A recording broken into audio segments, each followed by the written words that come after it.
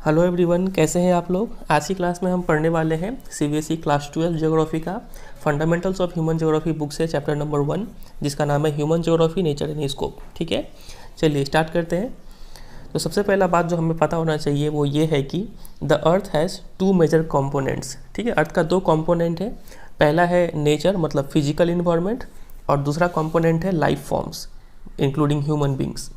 ठीक है, तो अब आप सोचेंगे कि ये नेचर और फिजिकल इन्वायरमेंट में क्या क्या आता है। तो आपको पता होना चाहिए कि नेचर और फिजिकल इन्वायरमेंट में मेनली जो है ये सब आता है। लैंडफॉर्म्स हो गया, सॉइल्स हो गया, क्लाइमेट, वाटर, नेचुरल वेजिटेशन। ठीक है, ये सब चीज़ आता है फिजिकल इन्वायरमेंट में मतलब नेचर में। और लाइफ फॉर्म्स में आपका हो गया ह्यूमन बींग्स द्वारा किया गया जो भी काम हो गया, जैसे कि roads, houses, villages, railway, ports, ये सब आ गया ह्यूमन बींग्स वाला कंपोनेंट में। ठीक है, तो ये दोनों फिजिकल और ह्यूमन बींग का कंपोनेंट दोनों मिलके अर्थ बनता है।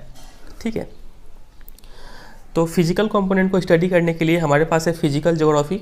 ठीक है, जिसको आपने क्लास 11 में डिटेल में पढ़ा था। याद कीजिए, आपने 11 में ये बुक पढ़ा होगा, फंडामेंटल्स ऑफ फिजिकल ज्योग्राफी। ठीक है, तो उसमें हमने फिजिकल ज्योग्राफी ख़त्म कर लिया था, जिसमें ये फिजिकल इन्वायरमेंट के बारे में पढ़ा जाता है। उसमें हमने पढ़ा था ये लैंडफॉर्म्स के बारे में पढ़ा था, क्लाइमेट हो गया, सॉइल्स हो गया, ये सब चीज़ हमने पढ़ा था। क्लास 12 में हमें पढ़ना है ह्यूमन ज्योग्राफी, जो कि हमारा पहला चैप्टर भी है और बुक का नाम भी ह्यूमन ज्योग्राफी है।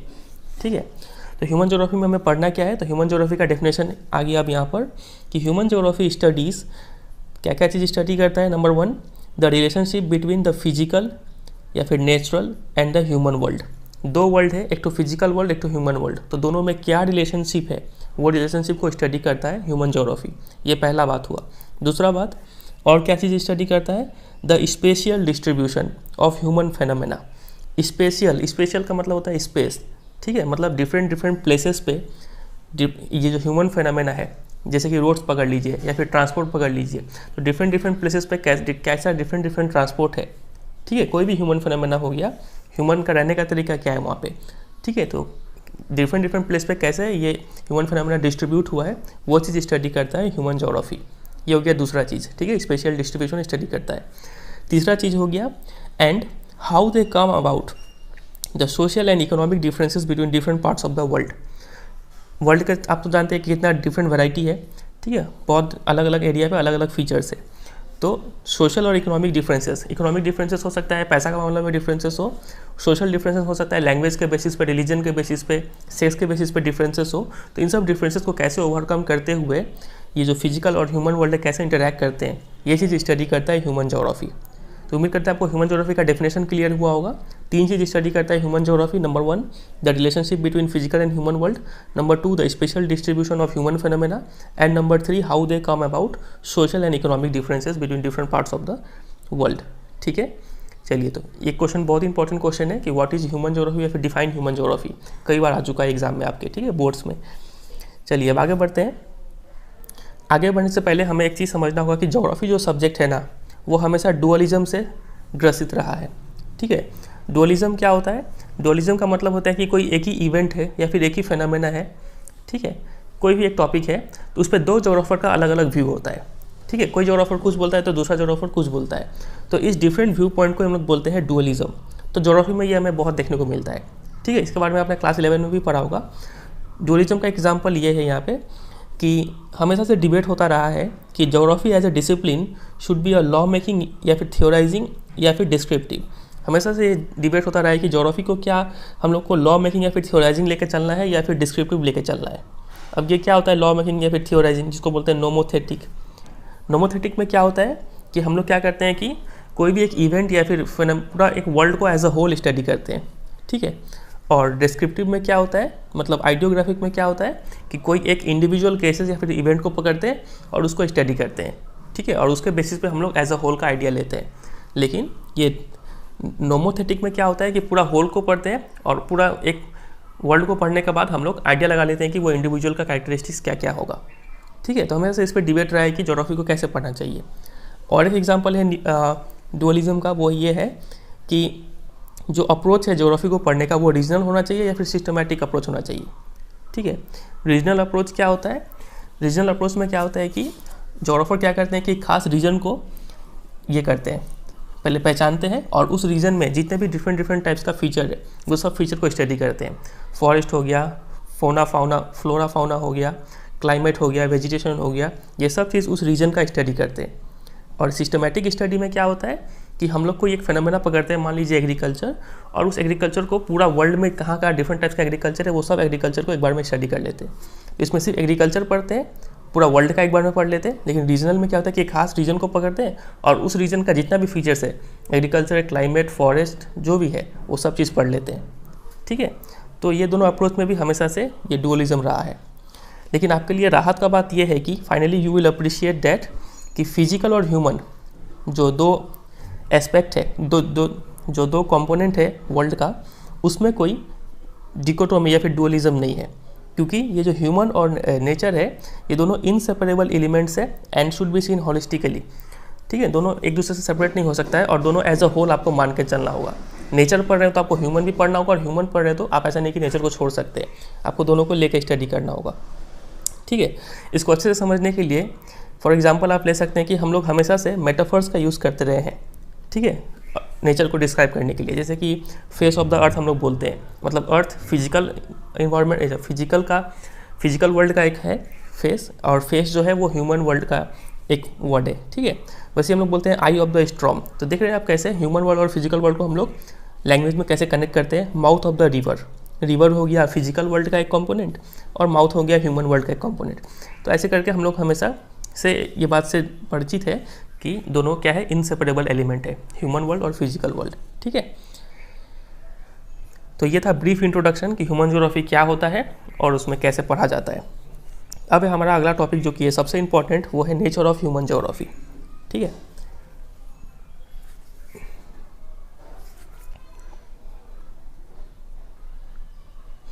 तो नेचर ऑफ ह्यूमन ज्योग्राफी में क्या है देखते हैं। तो ये सबसे जो मैंने बात अभी आपको बताया था वो बात यहाँ पे भी लिखा हुआ है कि एलिमेंट्स ऑफ फिजिकल इन्वायरमेंट क्या क्या है, land form, soils, climate, water, natural vegetation, diverse flora fauna, ये सब आ गया फिजिकल इन्वायरमेंट में। और human elements of human beings क्या क्या हो जाएगा, houses, villages, cities, road rail networks, industries, farms, ports, items of daily use and all other elements of material culture have been created by human beings using the resources provided by the physical environment. वो भी चीज़ जो manmade हो वो सब चीज़ human world का component है, elements है। ठीक है, तो था बेसिक बात। जो अगला टॉपिक है ये हमें ये पढ़ना है, naturalisation of humans and humanisation of nature. ये क्या होता है, तो बहुत इंपॉर्टेंट है, बहुत बार ये एग्जाम में आ चुका है, तो इसको समझते हैं अच्छे से। तो देखिए क्या लिखा है, human beings interact with their physical environment with the help of technology. Human beings जो है इंटरैक्ट मतलब मेल जोल कर सकता है फिजिकल इन्वायरमेंट के साथ, नेचर के साथ, only with the help of technology. Technology है तो अभी आप नेचर से जुड़ सकते हैं, नहीं तो नहीं। तो और टेक्नोलॉजी ये भी इंडिकेट करता है कि level of cultural development of society, आपका सोसाइटी कितना डेवलप हुआ है वो आप टेक्नोलॉजी देख के बता सकते हैं। ठीक है, तो human beings were able to develop technology after they developed better understanding of natural laws. तो ये टेक्नोलॉजी डेवलप करने के लिए हम लोग अच्छा टेक्नोलॉजी तभी डेवलप कर पाएंगे जब हमें अच्छे से नेचर के बारे में पता हो, नेचर का क्या क्या लॉ है। For example the understanding of concepts of friction and heat help us discover fire. जब हमने समझा कि फ्रिक्शन और हीट क्या होता है तो हमने फायर डिस्कवर कर दिया।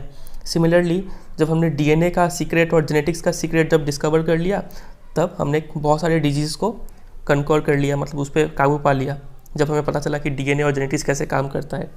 सिमिलरली जब हमें लॉज ऑफ एरोडायनेमिक्स, हवा का मूवमेंट कैसा होता है, ठीक है, फीचर सब पता चला, तब हमने क्या किया, एरोप्लेन का आविष्कार कर दिया। तो हमें इस बात से ये पता चलता है, तीनों एग्जाम्पल से ये पता चलता है कि हमें जब नेचर का पता होगा तो ही हम क्या कर पाएंगे, टेक्नोलॉजी डेवलप कर पाएंगे। तो ये तीनों ही एग्जाम्पल बहुत बहुत बहुत इंपॉर्टेंट है। आप अभी बताएंगे कि कैसे क्वेश्चन आता है, फिलहाल थोड़ा आगे बढ़ते हैं। ठीक है, तो देखिए, in the early stages of their interaction with their natural environment, humans were greatly influenced by it. Early stages मतलब प्रिमिटिव सोसाइटी में पहले के दिनों में क्या होता था कि ह्यूमन बींग्स तो नेचर के साथ इंटरैक्ट करते थे, लेकिन तब ज़्यादा दबदबा किसका होता था, नेचर का दबदबा होता था। ठीक है, human beings were completely dominated by it. They adapted to the dictates of nature. ठीक है, नेचर जैसे बोले वैसे ह्यूमन बींग को अडेप्ट करके चलना पड़ता था। दिस इज सो, ऐसा इसलिए था क्योंकि the level of technology was very low. उस समय टेक्नोलॉजी का लेवल काफ़ी लो था। And the stage of human social development was also primitive, और ह्यूमन डेवलपमेंट भी काफ़ी लो लेवल का था। तो this type of interaction between primitive human society and strong forces of nature was termed as environmental determinism. तो ये जो इस टाइप का इंटरेक्शन है जिसमें नेचर डोमिनेट करता है और ह्यूमन बींग उसका सब आगे का पालन करता है, तो ऐसा इंटरेक्शन था पहले के प्रिमिटिव सोसाइटी में और नेचर के बीच में। तो ऐसा इंटरेक्शन को हम लोग बोलते हैं इन्वायरमेंटल डिटर्मिनिज्म। तो बहुत इंपॉर्टेंट है, आपसे एग्जाम में क्वेश्चन पूछेंगे कि व्हाट इज इन्वायरमेंटल डिटर्मिनिज्म, और एग्जाम्पल के लिए ये 3 एग्जाम्पल आपको देना है, ठीक है। एक है फ्रिक्शन वाला, दूसरा है डीएनए वाला और तीसरा है एरोडायनेमिक्स वाला, ठीक है। तो at that stage of very low technological development we can imagine the presence of a naturalised human who listened to nature, who was afraid of its fury and worship nature। तो ये जो stage था primitive stage, उस समय technological development काफ़ी low था और उसमें हमें क्या देखने को मिल रहा था, एक नेचुरलाइज्ड ह्यूमन, ऐसा ह्यूमन था जो नेचर के हिसाब से चल रहा था, उसको हम लोग बोलते हैं naturalised human who listen to nature, जो नेचर को लिसन करता था, उससे डरता था और उसका पूजा करता था, और इसीलिए उसको उस समय ऐसा सोसाइटी नेचर को as a mother nature treat करता था, ठीक है। तो ये जो टॉपिक था, हेडिंग जो लगा था नेचुरलाइजेशन ऑफ ह्यूमंस, पहले ऐसा होता था कि ह्यूमन नेचर के हिसाब से चलता था,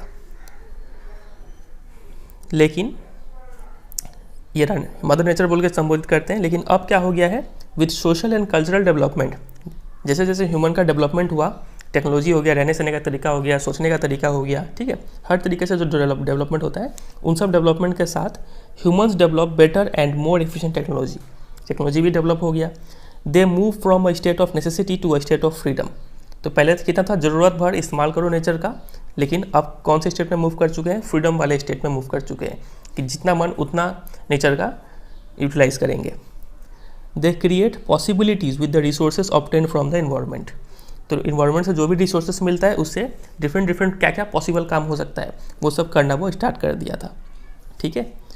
द इम्प्रिंट्स मतलब होता है छाप, the imprints of human activities are created everywhere. तो ह्यूमन का जो काम है उसका छाप हर जगह आज हमें देखने को मिलता है। हेल्थ रिजॉर्ट के रूप में ऑन हाईलैंड, ह्यूज अर्बन स्प्रॉल्स, ठीक है, मतलब अर्बन इलाका, बहुत ही बड़ा बड़े एरियाज़ में फैला हुआ अर्बन इलाका, field orchards, pastures in plains and rolling hills, ports on the coast, oceanic routes on the ocean surface and satellites in the space. तो ये सब चीज़ क्या है, ये सब चीज़ कुछ नहीं, ये सब ह्यूमन एक्टिविटीज़ का इम्प्रिंट है, हर जगह ह्यूमन पहुंच चुका है। तो ये हमें दिख रहा है कि ह्यूमन भी अब नेचर पर डोमिनेट करना स्टार्ट कर चुका है। तो इस स्टेज को, इस जो लेवल ऑफ इंटरेक्शन है, उस इंटरेक्शन को अर्लियर स्कॉलर्स ने क्या नाम दिया, पॉसिबिलिज्म नाम दिया, ठीक है। तो nature provides opportunities and human beings make use of these and slowly nature gets humanised and starts bearing the imprints of human endeavour. तो पॉसिबिलिज्म का बहुत अच्छे शब्दों में यहाँ पे लिखा गया है कि पॉसिबिलिज्म में क्या होता है कि नेचर अपॉर्चुनिटी प्रोवाइड करता है और ह्यूमन बींग्स वो अपॉर्चुनिटी को यूज़ करते हैं, और धीरे धीरे नेचर क्या होता है, ह्यूमनाइज्ड हो जाता है। अब नेचर ह्यूमन के हिसाब से चेंज होना स्टार्ट करता है और हमें हर जगह इम्प्रिंट ऑफ ह्यूमन बींग्स का मतलब देखने को मिलता है, ठीक है। तो एग्जाम में आपसे क्वेश्चन पूछेंगे कि पहला टॉपिक क्या था, ये इन्वायरमेंटल डिटर्मिनिज्म क्या होता है वो एक्सप्लेन कीजिए एग्जाम्पल्स, फिर पॉसिबिलिज्म क्या होता है वो एक्सप्लेन कीजिए विद एग्जाम्पल्स, ठीक है। तो ये आपसे क्वेश्चन बनेगा, डिफरेंस बिटवीन इन्वायरमेंटल डिटर्मिनिज्म और पॉसिबिलिज्म, ये भी पूछ सकते हैं। और यहाँ पे 2 स्टोरीज दिया गया है, एक है नेचुरलाइजेशन ऑफ ह्यूमंस के ऊपर स्टोरी और एक है ह्यूमनाइजेशन ऑफ नेचर के ऊपर स्टोरी। तो आप इस स्टोरी को खुद ही पढ़िएगा, लेकिन ये इंग्लिश यहाँ का बहुत अच्छा है, ठीक है। अगर समझ में नहीं आया तो मुझे एक बार कमेंट में बता दीजिएगा, इसके लिए एक वीडियो बना देंगे, लेकिन आप इसको पहले खुद से पढ़िएगा, ठीक है। बहुत ही अच्छा इंग्लिश में लिखा गया है ये दोनों। तो हमने देख लिया 2 फीचर, एक है इन्वायरमेंटल डिटर्मिनिज्म जब इन्वायरमेंट डिटरमाइन करे, और दूसरा है पॉसिबिलिज्म। तो अब इन दोनों के बीच में भी क्या कोई रास्ता है, तो हाँ है। एक जोग्राफर थे जिनका नाम था ग्रिफिथ टेलर, उन्होंने इंट्रोड्यूस किया एक कॉन्सेप्ट जो कि क्या है, एक मिडल पाथ है, मतलब मध्यम मार्ग है between the 2 ideas of environmental determinism and possibilism. ऐसा कुछ हो सकता है कि क्या हम लोग ना ज़्यादा इन्वायरमेंट डोमिनेट करें या फिर ज़्यादा ह्यूमन बीइंग डोमिनेट करें, ऐसा दोनों ही सिचुएशन का बीच में क्या कोई बीच का रास्ता है, तो हाँ है। उस रास्ते का नाम है, he termed it as neo determinism या फिर स्टॉप एंड गो डिटर्मिनिज्म। तो आपसे एग्जाम में क्वेश्चन पूछेंगे कि ये नियो डिटर्मिनिज्म का कॉन्सेप्ट किसने दिया था, तो ये जोग्राफर का नाम याद करना है, ग्रिफिथ टेलर, ठीक है। तो उन्होंने बोला कि ये जो स्टॉप एंड गो कॉन्सेप्ट है ये ठीक एक ट्रैफिक लाइट की तरह काम करता है। जैसे ट्रैफिक लाइट में रेड लाइट जो है वो मीन्स स्टॉप इंडिकेट करता है, एम्बर लाइट जो है वो गेट सेट को इंडिकेट करता है और ग्रीन लाइट गो को इंडिकेट करता है। ठीक उसी तरीके से जो ह्यूमन बींग्स है, तो it means that human beings can conquer nature by obeying it. हम लोग नेचर को काबू पा सकते हैं लेकिन उसको ओबे करते हुए। They have to respond to the red signals. जब भी नेचर रेड सिग्नल दे, रेड सिग्नल कैसे दे सकता है? बाय एनी कैलेमिटी, ठीक है। इन्वायरमेंट जो भी चेंज होगा वो डायरेक्ट इम्पैक्ट ह्यूमन पे पड़ेगा। तो अगर नेचर रेड सिग्नल दे तो हम लोग को वहाँ पे क्या करना होगा? स्टॉप करना होगा। And can proceed in their pursuits of development when nature permit. लेकिन हम लोग अब डेवलपमेंट प्रोसीड कर सकते हैं जब नेचर अलाउ करे, नेचर परमिट दे, ठीक है, मॉडिफिकेशन के लिए। It means that possibilities can be created within the limits which do not damage the environment and there is no free run without accident. उन्होंने कहा कि पॉसिबिलिटी क्रिएट कर सकते हैं लेकिन इन्वायरमेंट के लिमिट में, उससे ज़्यादा नहीं। तब तक ये पॉसिबिलिटी क्रिएट करो जब तक कि इन्वायरमेंट को डैमेज ना हो। और ऐसा, ये बहुत अच्छा लाइन है कि there is no free run without accident. आप ऐसा नहीं है कि आप चलते जाएंगे बिना स्टॉप किए और आपका एक्सीडेंट भी ना हो। आप फ्री रन करेंगे तो एक्सीडेंट होना तय है, ठीक है। उन्होंने ऐसा कहा। तो the concept shows that neither is there a situation of absolute necessity, मतलब environmental determinism, nor is there a condition of absolute freedom, मतलब पॉसिबिलिज्म। ना ही ऐसा होना चाहिए कि इन्वायरमेंट बहुत ज़्यादा डोमिनेट करे और ना ही ऐसा होना चाहिए कि ह्यूमन भी बहुत ज़्यादा डोमिनेट करे। दोनों का बीच का रास्ता हमें लेकर चलना है, जिसको बोलते हैं नियो डिटर्मिनिज्म या फिर स्टॉप एंड गो डिटर्मिनिज्म।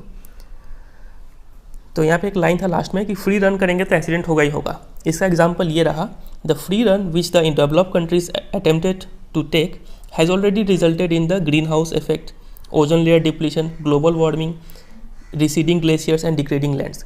जो भी डेवलप्ड इकोनॉमी से आज वर्ल्ड के, तो वो लोगों ने फ्री रन अटेम्प्ट किया था, लेकिन फ्री रन करने का नतीजा क्या क्या आज में हमें मिल रहा है, वो हमें इन सब रूपों में देखने को मिल रहा है। ग्रीन हाउस इफेक्ट है, ग्लोबल वार्मिंग है, ओजोन लेयर डिप्लीशन है, ठीक है, डिग्रेडिंग लैंड्स है, और अभी हाल फिलहाल में कोविड-19 है, ठीक है। तो ये है उसका इफेक्ट। चलिए, तो ये हमने टॉपिक खत्म कर लिया। हमारा जो टॉपिक था नेचर ऑफ ह्यूमन ज्योग्राफी, उसमें हमने 3 नेचर पढ़ा उसका, इन्वायरमेंटल डिटर्मिनिज्म, पॉसिबिलिज्म और नियो डिटर्मिनिज्म। तीनों का डेफिनेशन विथ एग्जाम्पल्स बहुत इंपॉर्टेंट है, ठीक है, करके जाइएगा। जितना अंडरलाइन किए हुए हैं, अगर आप इस तरीके से भी अंडरलाइन करते हैं तो इतना ही आपको याद करना है, उससे ज़्यादा कुछ नहीं करना है, ठीक है। चलिए अगले टॉपिक में मूव करते हैं। अगला टॉपिक है human geography through the corridors of time. वक्त के साथ साथ ह्यूमन ज्योग्राफी का कॉन्सेप्ट कैसे कैसे चेंज हुआ है, या फिर ह्यूमन ज्योग्राफी का फोकस कैसे कैसे चेंज हुआ है, वो अब हम लोग स्टडी करेंगे। तो देखिए, 15वीं सेंचुरी से पहले जो उतना ज्योग्राफी का कुछ ज़्यादा बोलवाला था नहीं, लोग को सीमित नॉलेज था, लोगों को पता नहीं था कि कितने कितने कंट्रीज़ है, कहाँ पे क्या है। वो तो लेट 15वीं सेंचुरी में जब यूरोपियन लोग एक्सप्लोरेशन स्टार्ट कर दिए, डिफरेंट प्लेसेस में जाने लगे, तब जो डिफरेंट मिथ्स है और मिस्ट्री है about countries and people started to open, सब मिथ खत्म हुआ। तो जो मेन जो थर्स्ट है ह्यूमन ज्योग्राफी का, वो हम लोग स्टार्टिंग करेंगे विद द कॉलोनियल पीरियड। तो टेबल 1.1 में दिया गया है कि ह्यूमन ज्योग्राफी का मेन फोकस क्या रहा है डिफरेंट टाइम्स पे। तो अर्ली कॉलोनियल पीरियड मतलब 15वीं-16वीं सेंचुरी में ह्यूमन ज्योग्राफी का फोकस मतलब अप्रोच क्या था, वो ये था, exploration and description. Different places पे जाओ और उस प्लेस का फीचर नोट करो, वहाँ पे ह्यूमन बींग्स कैसे इंटरेक्ट कर रहे हैं वो नोट करो। तो ये अप्रोच था during the early colonial period, ठीक है। फिर लेटर कॉलोनियल पीरियड मतलब 17वीं-18वीं सेंचुरी में क्या हुआ, रीजनल एनालिसिस का मेन फोकस रहा ह्यूमन ज्योग्राफी पे, ठीक है। मतलब ह्यूमन ज्योग्राफी अगर स्टडी करना है तो हमें किस तरीके से करना होगा, वो रीजनल एनालिसिस से करना होगा। रीजनल एनालिसिस क्या होता है आपको पता ही है कि एक रीजन को पकड़ेंगे और वहाँ का डिटेल्ड डिस्क्रिप्शन नोट करेंगे, ऐसे करके हर रीजन को पढ़ेंगे और ऐसे करके पूरा अर्थ का स्टडी हो जाएगा। फिर 1930s में क्या अप्रोच लाया गया, एरियल डिफ्रेंशिएशन का अप्रोच लाया गया। एरियल का मतलब होता है एरिया, मतलब the focus was on identifying the uniqueness of any region and understanding how and why it was different from others. एक रीजन को पकड़ते थे, स्टडी करते थे और उसका यूनिकनेस को देखते थे कि क्या क्या चीज़ स्पेशल फीचर है उसमें, और पता लगाते थे कि कैसे, समझते थे कि ये कैसे और क्यों डिफरेंट है इतना दूसरों से। तो ये अप्रोच था। फिर 1950s में अप्रोच चेंज हो गया और अप्रोच हो गया स्पेशल ऑर्गेनाइजेशन। इस अप्रोच में क्या होता था कि ज़्यादा हम लोग यूज़ करने लगे कंप्यूटर्स का और सोफिस्टिकेटेड स्टैटिस्टिकल टूल्स का, लॉज ऑफ फिजिक्स अप्लाई करने लगे, मैप का यूज़ करने लगे, ठीक है। ये सब फीचर था इसका। फिर उसके बाद 1970s में अप्रोच चेंज हो गया और उस समय emergence of humanistic, radical and behavioural school, ये 3 अप्रोच आ गया उस समय। ये तीनों अप्रोच क्या है यहाँ पे डिस्कस टेबल में दिया गया है, इसको डिस्कस करते हैं। ये रहा। तो वेलफेयर और ह्यूमनिस्टिक स्कूल ऑफ थॉट, मतलब ये एक सोचने का तरीका था। ये ग्रुप वाले लोग कैसे सोचते थे, वो लोग ह्यूमन ज्योग्राफी को देखते थे कि ह्यूमन ज्योग्राफी क्या है, ये ऐसा सब्जेक्ट है जो डील करता है with different social wellbeing of the people, different aspects of the social wellbeing of the people, कि लोग सोशली कितना अच्छे से रह रहे हैं, इस चीज़ों के बारे में स्टडी करता था ये वाले लोग, जिनका अप्रोच क्या था, वेलफेयर या फिर ह्यूमनिस्टिक स्कूल ऑफ थॉट। ये लोग बोलते थे कि अगर हाउसिंग अच्छा हुआ, हेल्थ अच्छा हुआ, एजुकेशन अच्छा हुआ, तो ये सब चीज़ पे ज़्यादा फोकस करना होगा हमें, तब हम लोग ह्यूमन ज्योग्राफी को सही ढंग से पढ़ पाएंगे। ठीक है, तो ये स्कूल का ये बिलीफ था। फिर रेडिकल स्कूल ऑफ थॉट का अपना ही बिलीफ था, वो लोग मार्क्सियन थ्योरी पे चलते थे। मार्क्सियन थ्योरी क्या होता है, मार्क्सियन थ्योरी में हमेशा क्या होता है कि कैपिटलिज्म को नेगेटिव मान के चलते हैं, ये लोग सोशलिज्म को बहुत फेवर करता है। कैपिटलिज्म क्या होता है कि कैपिटलिज्म ऐसा मतलब सिस्टम है जिसमें सिर्फ प्राइवेट सेक्टर एग्जिस्ट करती है, गवर्नमेंट सेक्टर एग्जिस्ट नहीं करती है। जितने भी फैक्टर्स ऑफ प्रोडक्शन है वो सब प्राइवेट जो लोग हैं वो लोग ओन करके रखते हैं। तो मार्क्सिज्म लोग मानते हैं कि जितना भी पॉवर्टी है, डिप्रीवेशन है, सोशल इनइक्वलिटी है, इन सब का रीज़न कैपिटलिज्म है। जितना प्राइवेटाइजेशन होगा उतना ये सब चीज़ हमें देखने को मिलेगा। ठीक है, तो रेडिकल स्कूल ऑफ थॉट का ये बिलीफ था। और बिहेवियरल स्कूल ऑफ थॉट का क्या कहना था, वो लोग हमेशा लिविड एक्सपीरियंस पे फोकस करते थे। लिविड एक्सपीरियंस क्या होता है कि एक जोग्राफर का क्या एक्सपीरियंस रहा है अपने रीजन में रहने का, ठीक है, वो अपना एक्सपीरियंस इसमें बताएगा, तो इस पर वो फोकस करते थे। और perception of space by social categories, ठीक है, और किसी भी जगह का हम लोग स्टडी करते थे on the basis of ethnicity, race, religion, इन सब बेसिस पे किसी भी जगह को स्टडी करते थे। ठीक है, तो ये स्कूल ऑफ थॉट का ये बिलीफ था। ठीक है, तो हल्का हल्का आपको सिर्फ पूरा मतलब सिर्फ बेसिक आइडिया लेना है, ज़्यादा डीप में नहीं जाना है। तो 1970s में ये सब तीनों थॉट का इमर्जेंस हुआ। फिर 1990s में क्या हुआ, पोस्ट मॉडर्नाइजेशन इन ज्योग्राफी। इसमें क्या किया गया कि जितने भी बिलीफ्स सब है, जितने भी लॉज है, ग्रैंड जनरलाइजेशंस और एप्लीकेबिलिटी ऑफ यूनिवर्सल थ्योरीज, इन सब थ्योरी को क्या किया गया, क्वेश्चन किया गया। ठीक है, कि ये सब थ्योरी सही में अप्लाई होते हैं कि नहीं, हर जगह काम करते हैं कि नहीं, तो ऐसे चेंज हुआ। ठीक है, ह्यूमन ज्योग्राफी का कॉन्सेप्ट। तो इसके ऊपर एग्जाम में क्वेश्चन क्या आएगा, तो ये तो आपको ब्रॉड फीचर्स तो नहीं याद करना है, एक बार सिर्फ पढ़ लीजिएगा। एग्जाम में सीधा सीधा क्वेश्चन ये आता है कि अप्रोच क्या क्या रहा है, ये अप्रोच का नाम याद कर लीजिए। ठीक है, और ये पीरियड नहीं याद करने से भी चलेगा, बट ये जो सेकंड कॉलम है ये आपको याद होना चाहिए। ठीक है, एग्जाम में पूछ लेंगे कि नेम कितना तो अप्रोच है, 1 2 3 4 5 6 अप्रोचेस ऑफ ह्यूमन ज्योग्राफी, ऐसे पूछ लेंगे आपसे, तो ये अप्रोच आपको पता होना चाहिए। ठीक है, चलिए अगले टॉपिक पे मूव करते हैं, वो है हमारा फील्ड्स एंड सब फील्ड्स ऑफ ह्यूमन ज्योग्राफी। ये भी बहुत इंपॉर्टेंट है कि हमें पता है कि जो पूरा एक ज्योग्राफी जो एक सब्जेक्ट है, ज्योग्राफी का फील्ड हो गया फिजिकल ज्योग्राफी, ह्यूमन ज्योग्राफी और भी बहुत सारा होगा। तो अब हम ह्यूमन ज्योग्राफी का भी डिफरेंट फील्ड्स है। एग्जाम्पल के लिए ये टेबल आपको याद करना होगा, ये नहीं, ये वाला table 1.2, human geography and sister disciplines of social science. तो फील्ड्स ऑफ ह्यूमन ज्योग्राफी ये रहा, social geography, urban geography, political geography, population geography, settlement geography, economic geography. तो ये नाम बहुत इंपॉर्टेंट है। ठीक है, एग्जाम में आप डायरेक्ट क्वेश्चन पूछेंगे, क्वेश्चन पूछ लेंगे कि state any 6 different fields of human geography, तो आपको ये नाम लिखना होगा। और ये क्वेश्चन आया भी हुआ है बोर्ड्स में। फिर आपसे पूछ लेंगे कि सब फील्ड का नाम भी पूछ लेंगे कि स्टेट सब फील्ड्स ऑफ सोशल ज्योग्राफी, तो ये सब फील्ड भी आपको याद होना चाहिए। ठीक है, आप इस चीज़ को छोड़ सकते हैं कि इंटरफेस विद सिस्टर डिसिप्लिन, इसको छोड़ सकते हैं, ये इतना इंपॉर्टेंट नहीं है। बट ये और ये फर्स्ट एंड सेकंड कॉलम बहुत इंपॉर्टेंट है, आपको यहाँ पे नाम याद कर लेना है। इस टॉपिक में इतना ही है, तो इसमें कुछ नहीं है। ठीक है, फील्ड्स एंड सब फील्ड्स का आपको सिर्फ नाम याद कर लेना है और इसको खत्म करना है। तो ये था ये चैप्टर, खत्म हो गया चैप्टर। तो चलिए कुछ क्वेश्चन देख लेते हैं ताकि आपको थोड़ा अच्छा लगे। क्वेश्चन है कि which of the following statement does not describe geography. Geography का कौन सा इसमें से फीचर नहीं है। एक इंटीग्रेटिव डिसिप्लिन, इंटीग्रेटिव मतलब सब सब्जेक्ट का जोड़ मेल है ये ज्योग्राफी, तो हाँ बिल्कुल है ये। इसमें statistics, history, geography, history, politics सब यूज़ होता है इसमें, तो ये तो राइट हो गया। बोला कौन सा नहीं पूछा था। Study of inter relationship between humans and environment, तो ये भी राइट ही है क्योंकि ह्यूमन ज्योग्राफी का वो अंतर ये आता है और ह्यूमन ज्योग्राफी के अंदर आता है। सब्जेक्टेड टू डुअलिज्म, हाँ डुअलिज्म से हमेशा ग्रसित रहा है ज्योग्राफी, तो ये भी सही है। Not relevant in the present time due to development of technology, ये बात गलत है। ज्योग्राफी अभी भी रेलिवेंट है, भले ही टेक्नोलॉजी कितना डेवलप हो जाए, ये अभी भी रेलिवेंट है। ठीक है, तो option number D right answer होगा। क्वेश्चन नंबर 2 में मूव करते हैं। विच one of the following is not a source of geographical information, कहाँ से ज्योग्राफिकल इन्फॉर्मेशन नहीं मिलता है। ट्रैवलर्स अकाउंट हमें यहाँ से मिलता है, ओल्ड मैप्स यहाँ से भी इंफॉर्मेशन मिलता है, sample of rock material from the moon. अब ये तो ज्योग्राफी, जियो मतलब अर्थ ही होता है, या तो मून से सैंपल लेकर क्या करेंगे, तो ये सोर्स एक नहीं है, ठीक है। तो सी राइट आंसर होगा यहाँ पे। क्वेश्चन नंबर 3 में मूव करते हैं। विच one of the following is the most important factor in the interaction between people and environment. तो पीपल एंड एनवायरमेंट का जो इंटरेक्शन होता है ये किसके वजह से पॉसिबल है, तो ये तो हमें पता है टेक्नोलॉजी से हो जाएगा पॉसिबल, ठीक है। Option number C right answer होगा। Option number 4, question number 4, which one of the following is not an approach in human geography. तो अप्रोच हमने अभी भी देखा था, 6 अप्रोच था टोटल, उसमें से बोला है कि कौन सा अप्रोच नहीं है। तो एरियल रिप्रेजेंटेशन ये था, स्पेशल ये भी था, क्वांटिटेटिव रिवोल्यूशन हाँ ये नहीं था एक अप्रोच, ठीक है। और ऑप्शन डी तो था, तो इसका आंसर सी हो जाएगा, ठीक है। तो बस इतना ही है।